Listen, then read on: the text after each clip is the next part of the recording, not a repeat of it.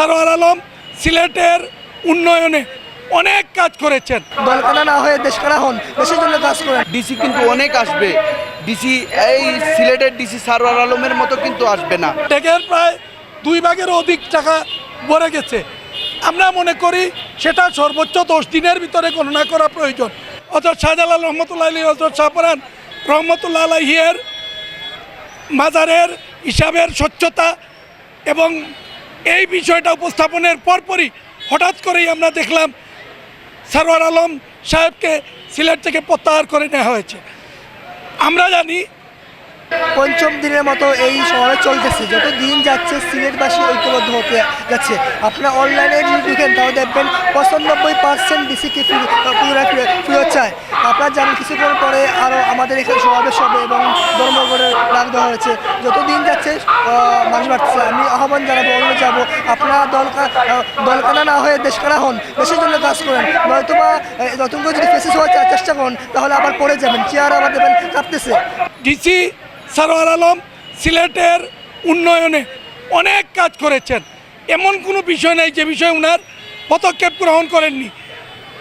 সাদা পাথরের পাথরকাণ্ড থেকে শুরু করে সিলেট ঢাকা রেলপথ, সড়কপথ, এরপর উসমানী হাসপাতাল, উসমানী বিমানবন্দর সহ ফুটপাত ও রাস্তা দখলমুক্ত করা সহ বিভিন্ন কর্মকাণ্ডে উনি অগ্রণী ভূমিকা রেখেছিলেন।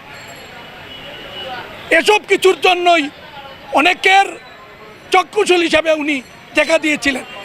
এই অবস্থায় ওনাকে সিলেট ছাড়তে হলো আমরা মনে করি, এবং আমরা আশা করব উনি যে গঠনশীল অবস্থা নিয়ে এই সিলেটের জন্য কাজ করছিলেন তার ধারাবাহিকতা রক্ষায় ওনাকে আবার সিলেটের জেলা প্রশাসক হিসাবে ফিরিয়ে দেওয়া হবে।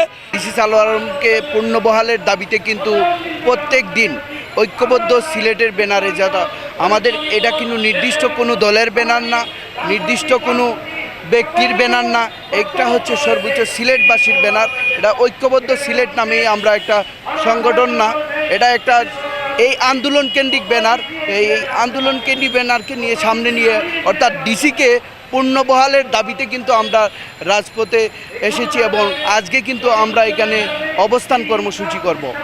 শুধু বিক্ষোভ মিছিল অবস্থান কর্মসূচি আমাদের থাকবে, অর্থাৎ গাড়ি আটকে আমরা 20 মিনিট অবস্থান কর্মসূচি করব।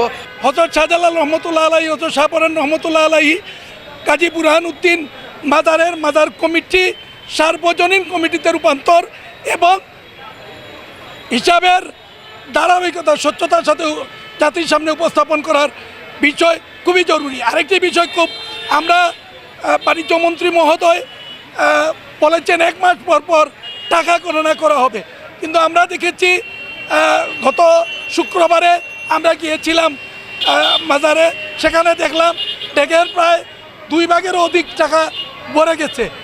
আমরা মনে করি সেটা সর্বোচ্চ 10 দিনের ভিতরে গণনা করা প্রয়োজন।